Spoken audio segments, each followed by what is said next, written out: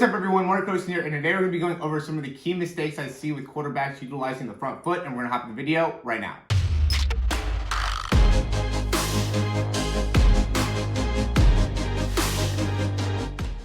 Okay, so as many of you guys know, I talk so much about the lower body and the ability to properly utilize the lower body. I think that, as well as the ability to properly utilize the wrist, are like the two most critical things when it comes to throwing the football effectively. And so if you get the lower body wrong, it just syncs up the body to not be able to perform at the optimal level. So we really want to be able to understand how to utilize not only the back leg, but also the front foot and the front leg in order to really maximize the throw. So today we're going to be talking about primarily the front foot and where we see a lot of mistakes here. On the left, we're going to see quarterbacks that have sent in video breakdowns and, kind of seeing some of the things that they're doing here. So, this is a step. It's not the full step here, but you could see kind of where the foot's going, how the foot is moving. And the big problem here is that the foot is just moving inside as it's actually touching the ground. So if we compare that to Josh Allen and how his foot's touching the ground, you can see how he's just going straight forward. And that really ends up being the main thing with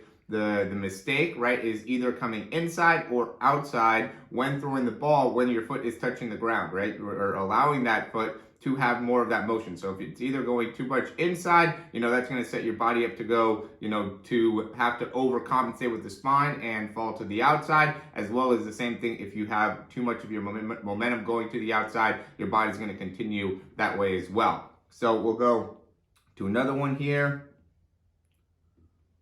Again, this is going to be from the back. So this is where you just see straight to the outside. Right, so you can just see how the body, when you start to go and twist your momentum and twist off your back leg, so everything ends up going out to the side, then that's where the body's going to end up going. And that's going to be the key thing. So when it comes to that front foot, we want you to be able to reach with it, right? You want to be able to get plenty of range going forward, but then we also want it to be touching the ground, moving in that direction, so then you have a very stable anchor that you can utilize to then really push off the back leg effectively. So what happens here with Josh Allen is we can see he's really able to drive off that back leg into his front foot, into that front leg, because of the step that he takes with that front leg, right? If he was really short with that step, or if it was going off to the side or, to the inside, that's what would make it so, his body would contort to that position as well. And so what we want to be able to do is really take a good notice of not only which direction it's going, but also how far of a step he's actually taking. And we're going to go in and actually go look at Tom Brady for that here next, just because we have another person. So this one's going to be from the side.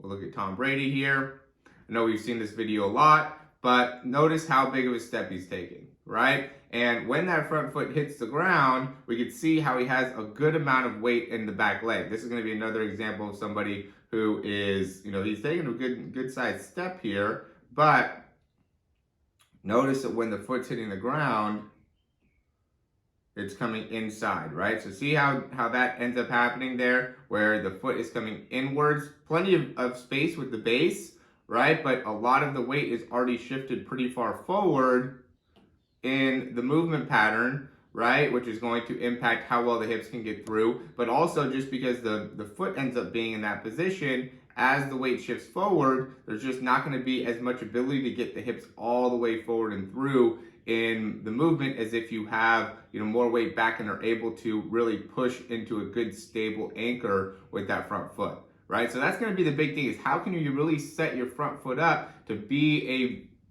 anchor point for the rest of your body to be able to take all the weight onto it, right? Because all that weight's coming from that back leg all the way through to that front foot. When you're throwing here, basically no weight is on that back foot, right? Most of the weight goes onto the front foot, and it happens very rapidly, right? It goes from no weight on that front foot as you're stepping to now all the weight is being transferred onto the front foot.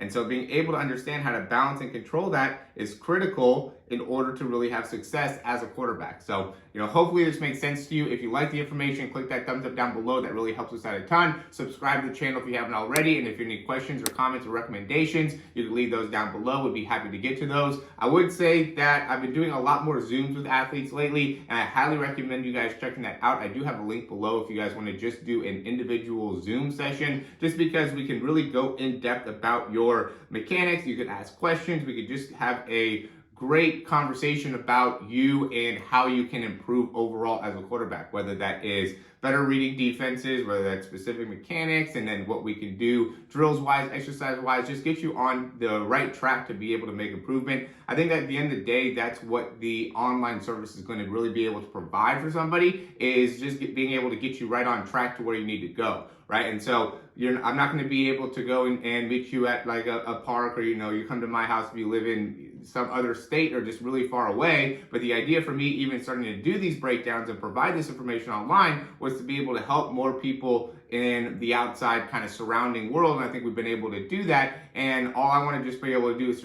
try to provide more resources for you to utilize. So if you're somebody that is struggling with some part of your mechanics, not really getting it, maybe it's your front foot, maybe it's your back leg, maybe it's your wrist, whether it's your shoulder, it will help you and really benefit you to be able to do a Zoom, just because now we'll be able to go and talk about what are some of the things within your mechanics that can change and what could be a really limiting factor in getting the actual ability to throw the ball with good mechanics into your brain, right? Because it ends up being one thing to be able to kind of understand it, and it's another thing to be able to see it and then implement it, right? So a lot of you guys, I think, spend a lot of time watching the videos, which I think is great, and I really appreciate it. But if you don't understand how to implement it or have some type of coaching to be able to actually implement it, you're not going to be able to get the same results. And for the Zoom sessions, I think it's a pretty reasonable price for what you're going to be able to get out of it. You're going to get a ton of information from doing these Zooms, as well as just some one-on-one time to be able to talk about whatever we need to talk about, right? I do like to connect with you guys, talk to you guys. I think it could be great from just a motivation standpoint as well,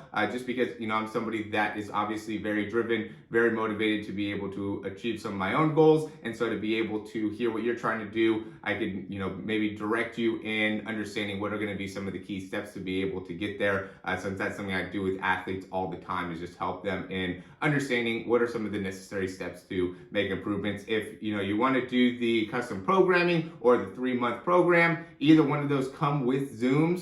And those are going to be something that I think are obviously hugely valuable. I've talked a ton about that. The custom programming just goes into what are some of the specifics that you can utilize from a workout perspective. So do you have dumbbells? Do you have kettlebells? Do you have barbell? What is your gym situation, and how can we utilize that to help you in your overall performance? And then when it comes to the 3-month program, it's just having 3 months of exercises, drills, breakdowns, everything. You just get a ton of benefit by doing the 3-month breakdown. We have links for all of that down below. As always, guys, thanks for watching. And if you're still watching now, click that thumbs up, do it now, and we'll talk to you soon.